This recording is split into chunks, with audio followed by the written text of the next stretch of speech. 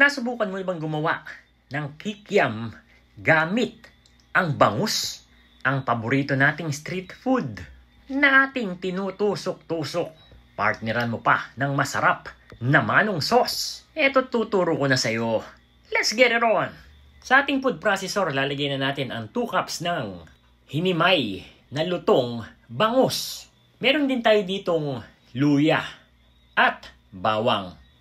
So, atin muna itong gigilingin gamit ang ating food processor.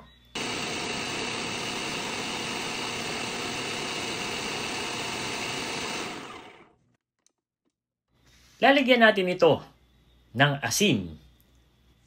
Meron ding baking soda at baking powder. 2 pirasong itlog, pero white lang ang ilalagay natin. Meron din yang cornstarch at syempre, all-purpose flour. Gumamit ako dito ng vegetable oil. Kung anong meron kayong mantika ay yun ang gamitin ninyo. Naglagay din tayo dito ng asukal at black pepper at syempre, pampasarap. Importanteng malamig na tubig ang ating ilalagay dito. So papaikutin na ulit natin siya sa ating food processor at the same time ay dinagdagan ko pa ito ng tubig para makuha natin yung consistency na ating hinahanap. So, ito yung texture na hinahanap natin para dito sa ating dough. Sa isang bowl na nilagyan ko ng mantika para hindi dumikit yung ating mixture kapag atin na itong isinasalin dito. At sa atin namang pagmamasahan nitong ating mixture ay lalagyan din natin ito ng harina para hindi sila magdikit-dikit. Paguguluhan lang natin itong ating mixture dito sa ating table na merong harina. At eto at naghugis bato na ako para madali nating mahiwa itong ating dough. Nilagyan ko din ng mantika yung ating kutsilyo para hindi dumikit yung ating mga hinihiwa. So medyo malalaki yung ating nagawa at oras na para ito ay ating bilugin. So kayo nang bahala mag-adjust kung gusto nyo itong ipangbenta, medyo liitan nyo lang yung pagkakahiwa at pagkakabilog. Dahil itong nagawa ko medyo malalaki. Kaya kayo na ang bahala.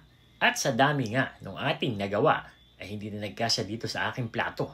At habang tayo nagbibilog kanina ay eto't kumukulo na yung ating tubig. Ilalagay lang natin dito yung ating mga nagawang kikiam at hahayaan natin lumutang. Within 30 seconds lang ay eto't mga nakalutang na. Ang bilis, hindi ba? So pagkatapos nilang lumutang dito sa ating tubig na pinapakuluan, ay oras na para sila ay ahunin. Para sa ating napakasarap na manong sauce, meron tayong tubig, brown sugar, soy sauce, oyster sauce, 2 tablespoon ng cornstarch na magpapalapot sa ating sauce, garlic, onion, at syempre, chili. So atin na itong isasalang at hahayaang kumulo hanggang sa ito ay lumapot. Set aside muna natin yan at oras na para naman pirituhin na natin itong ating mga kikiam. Kapag ako'y bumibili ng kikiam sa labas, mas gusto ko yung tostado.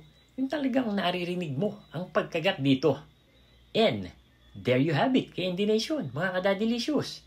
Ito yung ating version ng homemade bangus kikiam na napakalutong.